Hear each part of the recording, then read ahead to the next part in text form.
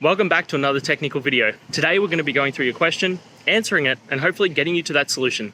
Guys, remember to stay just a little bit crazy just like me and get through to that resolution. Now, let's get started.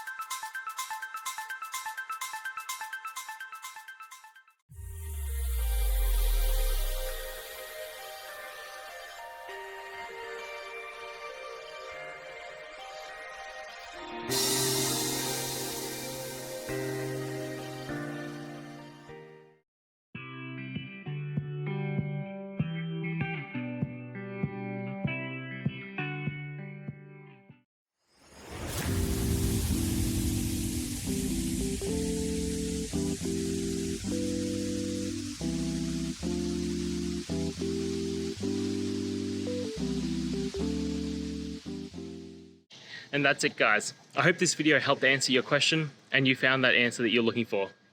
Now, please hit subscribe if it helped. I really appreciate it.